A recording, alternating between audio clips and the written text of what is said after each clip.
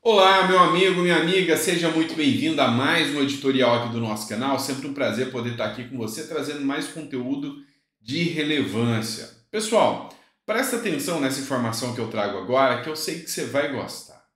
No vídeo de ontem, eu falei sobre uma manifestação do Costa Neto, sobre a possibilidade, inclusive, de fazer mudanças no sistema brasileiro, inclusive mudança nos poderes, como o próprio STF. E eu falei que a única forma disso acontecer é através de uma nova constituinte. Tem países que estão fazendo isso, e olha só, aconteceu lá no Chile. Preste atenção o que aconteceu no Chile. O Gabriel Boric, que é de extrema esquerda, ele tinha um interesse e um intuito de fazer a mudança na Constituição do país. Então ele fez o pedido para que fosse instaurada uma nova Constituinte. E com esse pedido de nova Constituinte, ele apresentou um texto de lei, um projeto de lei, e abriu espaço para a população escolher. Esse texto que o Gabriel Boric foi rejeitado, esse que ele apresentou. E aí um texto apresentado pela direita e, como diz até o próprio Jovem Pan, a extrema-direita venceu a eleição para constituinte no Chile. Segundo a Jovem Pan, o partido republicano, que representa a direita no Chile, conservadora, inclusive é o partido que hoje está mais cotado para vencer as eleições no Chile, ela ganhou com 35% dos votos a garantia de que eles vão poder escolher o texto da nova Constituição, vão apresentar o texto, então vai ter cadeiras, né? Então é como se fosse uma grande comissão que vai definir uma nova Constituição. Nessa nova Constituição, o poder ele nasce do zero, ele é um poder originário.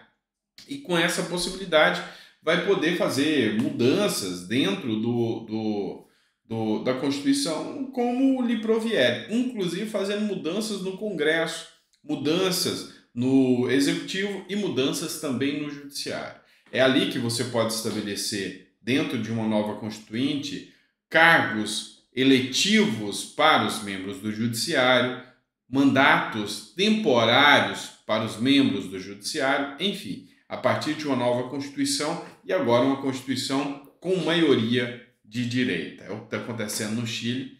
Quem sabe seja um exemplo aí para o Brasil. Pessoal, eu trago agora uma informação sobre o Daniel Silveira, tá bom? Tem uma publicação que foi feita no Jus Brasil. O Jus Brasil hoje é um dos maiores sites jurídicos do Brasil. O que é, afinal, que o Daniel Silveira fez para ser condenado a quase 9 anos de prisão? O que aconteceu foi o seguinte: o Daniel Silveira ele fez um vídeo e nesse vídeo ele proferiu palavras duras, tá? Só que na votação o Daniel Silveira foi condenado. Para o relator, a imunidade parlamentar, ou seja, o artigo 59 da Constituição, que fala que todo parlamentar tem imunidade nas suas palavras, opiniões e votos, e a liberdade de expressão não podem servir como escudo protetivo para práticas de condutas ilícitas. Então vamos entender o que aconteceu. O Supremo Tribunal Federal condenou o deputado Daniel Silveira a 8 anos e 9 meses de reclusão, já em regime fechado. O crime dele foi gravíssimo, uma coisa gravíssima, segundo o Alexandre de Moraes. Segundo ele, no seu interrogatório, ele confirmou que falou as coisas criminosas na denúncia, ou seja, o vídeo. E o que ele falou? Então ele proferiu algumas coisas, como por exemplo, que já teria imaginado por várias vezes o ministro Edson Fachin na rua levando uma surra junto com outros ministros. Então, segundo ele, isso aqui foi grave ameaça. Teve uma parte do vídeo que ele disse que desejava um novo AI-5 para acabar com o STF e a cassação dos ministros do STF. Este é o crime gravíssimo cometido por Daniel Silveira. E detalhe, o único que votou contrário à condenação do Daniel Silveira foi o Nunes Marques. O próprio André Mendonça também votou pela condenação, dizendo que não deveria aplicar a pena de crime de atentado contra o Estado Democrático de Direito, mas somente o crime de ameaça, condenando a perda do mandato, inelegibilidade e 2 anos e 4 meses de reclusão. Foi o que o André Mendonça determinou aqui. Tá, o que isso aqui me leva e me chama a atenção? A gente vê coisas gravíssimas acontecerem no direito brasileiro. Eu vi aqui uma manifestação, uma reportagem que passou de um pai que já havia alertado mais de 7 vezes que o namorado da atual esposa estava fazendo ameaças e que ele abusou da filha e tirou a vida da filhinha de, acho que 4 ou 5 anos. Ele fez várias denúncias, denunciou, tinha falas desse cara, áudios de WhatsApp, mas o tratamento é totalmente diferente, divergente.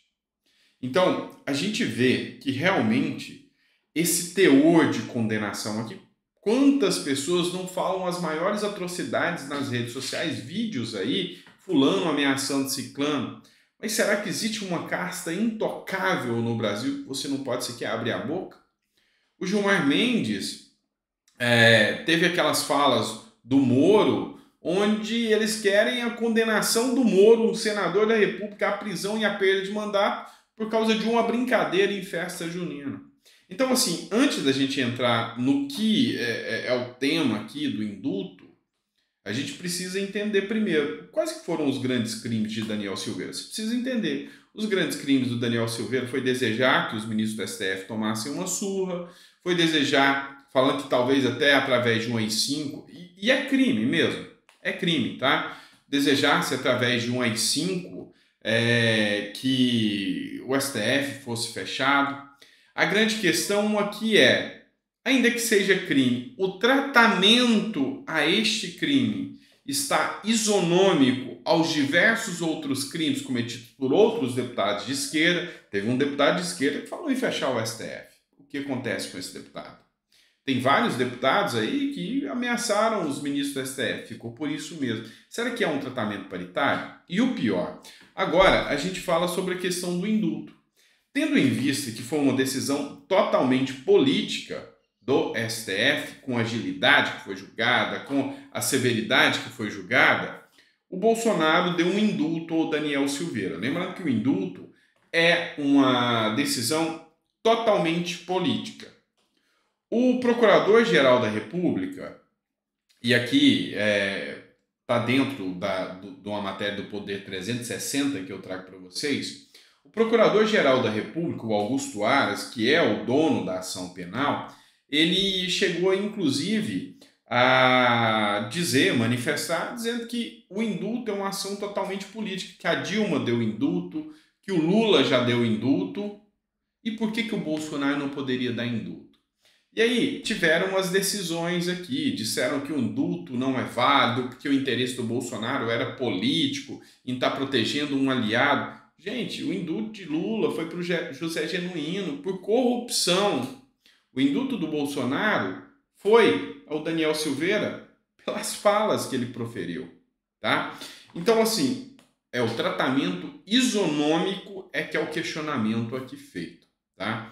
E o que acontece com o Daniel Silveira? Ele vai cumprir a pena, gente. Não tem mais o que falar. Ele vai cumprir a pena como qualquer criminoso e cumprindo uma pena de crimes gravíssimos, tá? De crimes gravíssimos. A grande questão aqui é justamente até onde a gente chega a ver a imparcialidade ou o Estado democrático de direito estar sendo aplicado com o devido processo legal, com a imparcialidade, com a paridade de armas. É isso que é o grande questionamento. É esse que é o grande questionamento. Mas bora lá, vamos que tem mais uma matéria para vocês aqui, ó. Essa matéria do Metrópolis.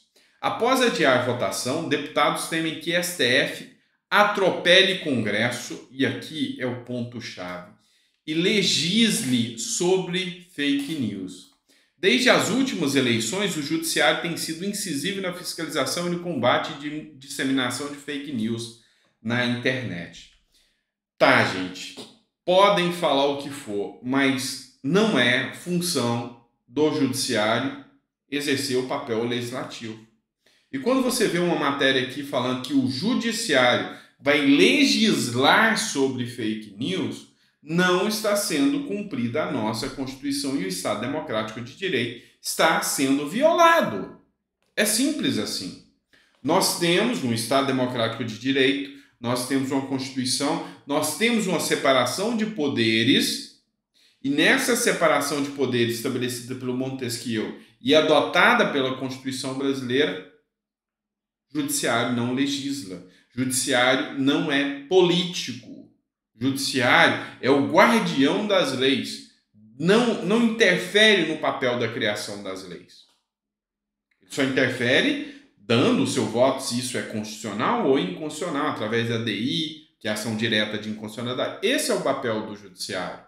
Agora o judiciário ficar indo lá, que peça o voto, seja eleito e faça então a eleição. Está se discutindo muito e está circulando nas redes sociais vídeos onde, inclusive o Gustavo Gaia postou onde ele mostra que na Venezuela aconteceu o mesmo, tá? O judiciário assumiu o papel do legislativo e, inclusive, tirou as funções deles. E aqui, de forma velada, a gente vai caminhando para esse caminho. É o que diz o Gustavo Gaia, né? Caminhando para esse caminho ficou feio, né? Vai caminhando nesse sentido, tá? Só para melhorar aqui, para não ficar cacofônico. Mas é isso que está acontecendo, tá? É isso que não está, sabe? O Brasil tá indo pelo mesmo caminho e realmente a gente tem que entender bem a separação dos poderes, respeitar as instituições, mas as instituições também têm que se dar o respeito. Não são soberanos e deuses que podem fazer o que querem na Terra, tá? Essa é só a minha opinião, ok? Grande abraço, pessoal, fiquem com Deus e até o próximo vídeo.